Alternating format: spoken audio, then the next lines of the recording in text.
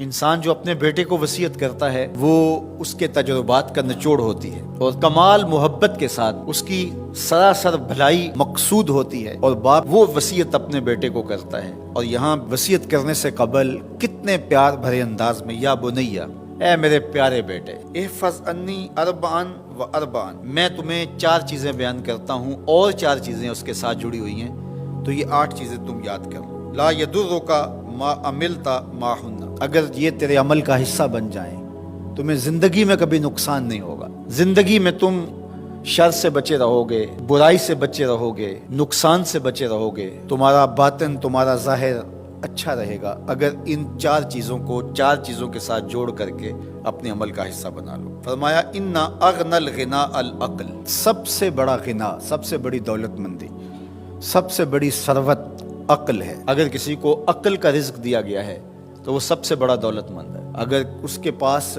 مال و متاع بہت سارے ہیں لیکن بے وقوف ہے تو وہ دولت مندی نہیں ہے۔ وَأَكْبَرُ الْفَقْرِ الْحُمْقُ، اور سب سے بڑا فقر اور سب سے بڑی محتاجی جہالت ہے۔ سب سے بڑی دولت مندی عقل ہے، اور سب سے بڑی غربت، سب سے بڑی غریبی اور سب سے بڑا فقر اور محتاجی بے وقوفی ہے۔ وَأَوْحَشَ الْوَحْشَةُ الْعُجْبُ، اور سب سے بڑی وحشت تنہائی عجب ہے، خود پسندی ہے، اپنے آپ کو دیکھنا کہ میں بہت کچھ ہوں۔ جو شخص اپنے آپ کو دیکھتا رہتا ہے اور وقت اپنے آپ کو ہی لوگوں کے سامنے پیش کرتا رہتا ہے بنا سنوار کے، وہ تنہا ہو جاتا ہے۔ لوگ اس کی ان خوبیوں کا بھی انکار کر دیتے ہیں جو خوبیاں واقعتاً اس کے اندر موجود ہوتی ہیں۔ اگر پاؤ ہے تو اپنے آپ کو سیر نہ بتاؤ، لوگ پاؤ کا بھی انکار کر دیں گے۔ تو جو جس حالت میں ہو وہی حالت لوگوں کے سامنے ہونی چاہیے، بلکہ اس سے اگر کم ہو۔ شیخ سعدی نے ایک بڑی خوبصورت بات لکھی کہ تم برے ہو لوگ تجھے نیک سمجھیں یہ بری بات ہے، لیکن تم نیک ہو اور لوگ تجھے برا سمجھیں تو کوئی فرق نہیں پڑتا، تم اللہ کی نظر میں نیک ہو۔ اس لیے تم اگر سیر ہو اور لوگ تمہیں پاؤ سمجھے تو کوئی فرق نہیں پڑتا، لیکن اگر تم اپنے آپ کو پیش کر رہے ہو تو لوگ تمہاری اس حیثیت کا بھی انکار کر دیں گے جو تمہیں حاصل ہے۔ وَأَكْرَمُ الْحَسَبِ حُسْنُ الْخُلُقِ، سب سے اچھا جو حسب و نسب ہے وہ کیا ہے؟ میں فلاں ہوتا ہوں، میں فلاں ہوتا ہوں، میں فلاں کا بیٹا ہوں، فلاں قبیلے سے میرا تعلق ہے، میرا باپ بڑا امیر کبیر تھا۔ اپنا حسب نامہ اس طرح لوگ پیش کرتے ہیں، مجھے جانتے ہو کہ میں فلاں ابن فلاں ہوں۔ سیدنا علی المرتضیٰ فرماتے ہیں بہترین جو حسب ہے جو آپ پیش کرتے ہیں وہ کیا ہے؟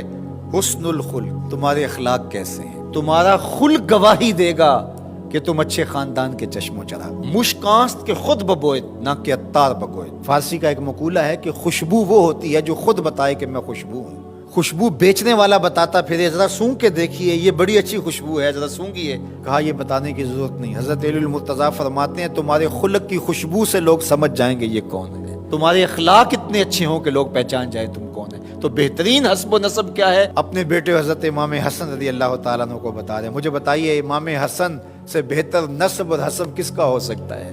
رسول اللہ کی بیٹی کے بیٹے، امام الاولیاء کے فرزند ہیں، رسول اللہ کے نواسے ہیں، بنو ہاشم کے چشم و چراغ ہیں۔ تو انہیں یہ نہیں کہا کہ تم یہ بتاتے پھرنا، بلکہ کہا کہ تمہارا خلق گواہی دے کہ میں محمد کا نواسا ہوں، تمہارے اخلاق گواہی دے کہ میں نے فاطمہ کا دودھ پیا ہے، تمہارا کردار گواہی دے، تمہاری شجاعت گواہی دے کہ تم علی کے فرزند ارجمند ہو۔ اللہ اکبر۔ پھر حضرت علی المرتضیٰ رضی اللہ تعالیٰ عنہ ان چیزوں کو بیان کرنے کے بعد فرماتے ہیں یا بنیا، اے میرے بیٹے، ایاک والمصادقہ الاحمق، بے وقوف شخص کی دوستی سے ہمیشہ بچنا۔ فإنہ یرید ان ینفعک فیضرک، وہ دل سے چاہے کہ تمہیں نفع پہنچائے لیکن اپنی جہالت کی وجہ سے، اپنی بے وقوفی کی وجہ سے تمہیں نفع نہیں پہنچا سکے گا، تمہیں نقصان پہنچا دے گا۔ کہا جاتا ہے کہ بے وقوف دوست سے دانا دشمن اچھا ہے، تو وہ اسی قول کا مفہوم ہے۔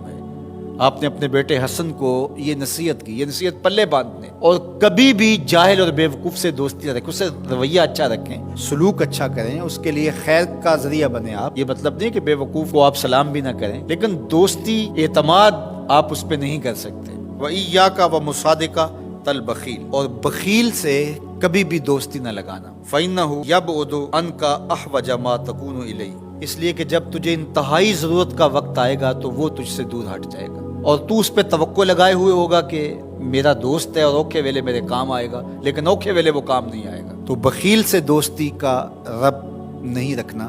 وَإِيَّاكَ وَمُصَادَقَةَ الْفَاجِرِ، بدکار شخص سے کبھی دوستی نہ رکھ، برے شخص سے کبھی دوستی کا رشتہ نہ جوڑنا۔ فَإِنَّهُ يَبِيعُكَ بِالطَّافَةِ، جو فاسق و فاجر ہے، برا شخص ہے، بدکار ہے، اس سے دوستی نہ رکھنا، اس لیے کہ وہ بہت تھوڑی قیمت میں تجھے بیچ دے گا۔ اور آخری بات، وَإِيَّاكَ وَمُصَادَقَةَ الْكَذَّابِ، جھوٹے آدمیوں سے کبھی دوست نہیں رکھنا۔ فَإِنَّهُ كَالسَّرَابِ يُقَرِّبُ عَلَيْكَ الْبَعِيدَ وَيُبْعِدُ عَلَيْكَ الْقَرِيبَ، وہ بعید کو تجھے قریب دکھائے گا، قریب کو تجھے بعید دکھائے گا۔ جو چیز قریب ہوتی ہے، جو سراب ہوتا ہے تو دور سے پانی دکھائی دیتا ہے، لیکن جب قریب جا کے دیکھتے ہیں تو سراب ہوتا ہے، پانی نہیں ہوتا۔ تو کہا وہ بھی سراب کی طرح ہوتا ہے، کذاب، جھوٹ بولنے والا، جو تجھے وہ نقشہ کھینچے گا جو ہوگا نہیں، تجھے وہ چیزیں بتائے گا جو نفس العمل میں نہیں ہوں گی، اور تو ایک مغالطے میں مارا جائے گا۔ یہ ہے حضرت سیدنا علی المرتضیٰ رضی اللہ تعالی عنہ کے وہ اقوال نور، جن کی گہرائی، گیرائی اور حکمت سے بھرے ہوئے یہ کلمات سے پھوٹتے ہوئے اجالے ہماری زندگی کو ایک اسلوب دیتے ہیں۔